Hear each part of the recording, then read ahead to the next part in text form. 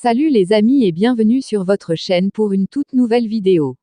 Conflit en Ukraine, Kiev ne peut pas entretenir et réparer les armes complexes des États-Unis et de l'OTAN. Si elles se cassent, elles sont inutilisables. Après avoir harcelé les États-Unis et d'autres membres de l'OTAN pendant des semaines au sujet de son besoin d'armes lourdes pour se défendre contre l'opération militaire spéciale en cours de la Russie, le président ukrainien, Volodymyr Zelensky, semble avoir vu son souhait exaucé.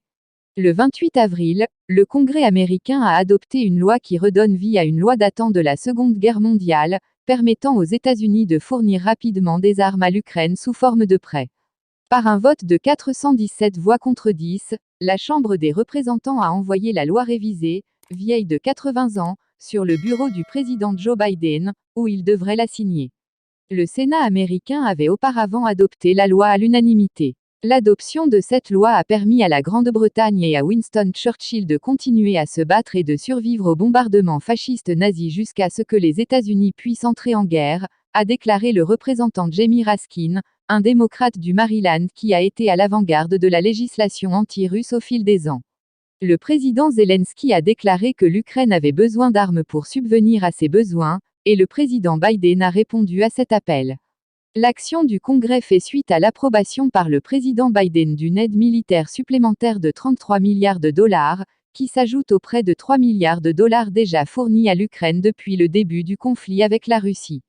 Alors que la plupart des livraisons d'armes précédentes portaient sur des armes légères telles que des missiles anti-chars et des systèmes de défense aérienne portables, le nouveau programme d'aide met l'accent sur les armes lourdes, telles que des obusiers et des véhicules de combat blindés, dont l'Ukraine a besoin pour remplacer le matériel détruit ou endommagé au cours des combats.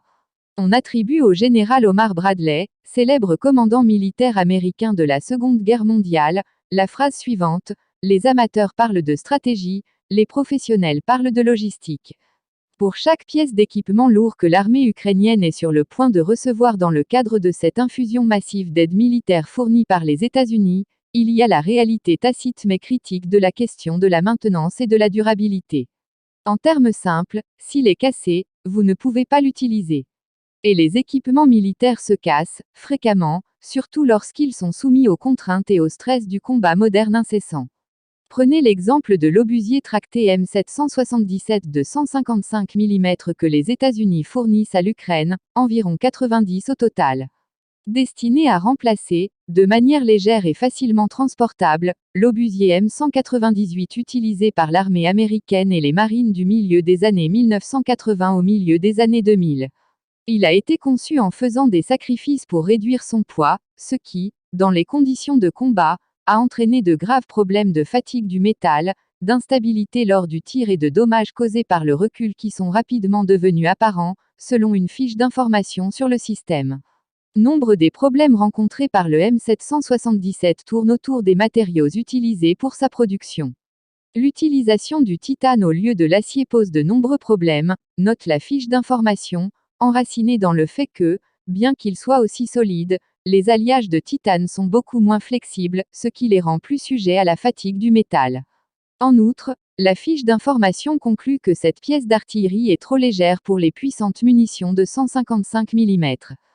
Plus une arme est légère et tire un projectile et une charge propulsive donnée, plus son recul est violent. Il en résulte que les mécanismes d'absorption du recul du M777 s'usent dangereusement vite dans les conditions de combat. L'expérience de l'armée américaine au National Training Center, à Fort Irwin, en Californie, montre que l'efficacité au combat d'une unité d'artillerie équipée de M777 commence à se dégrader autour du 4e jour d'opération, principalement en raison de problèmes de maintenance. Sans solution, une unité équipée de M777 peut se retrouver totalement inefficace au combat en une semaine. La solution de l'armée américaine, une maintenance intensive sur le terrain soutenue par le déploiement à l'avant de pièces de rechange essentielles et de personnel hautement qualifié, ne peut être réalisée que par des unités formées à cet effet et disposant de l'infrastructure logistique nécessaire. L'armée ukrainienne, qui suit une formation sur le système M777 au centre d'entraînement de l'armée américaine à Grafenwöhr, en Allemagne, se concentrera sur les besoins en main-d'œuvre du fonctionnement du M777, qui nécessite un équipage de 8 hommes, par opposition à l'équipage de 5 hommes du M198, et non sur la manière de maintenir le système au combat. Mais même si ces armes parviennent au front, la complexité du système rendra les opérations inefficaces et, tôt ou tard, l'obusier M777 tombera en panne sans qu'il soit possible de le réparer. Merci de nous avoir suivis. Si vous avez aimé la vidéo, faites-le nous savoir avec un like. Et surtout n'oubliez pas de vous abonner et de sonner la cloche de notification pour ne rater aucune de nos vidéos. Laissez-nous vos points de vue et suggestions en commentaire. Et n'oubliez pas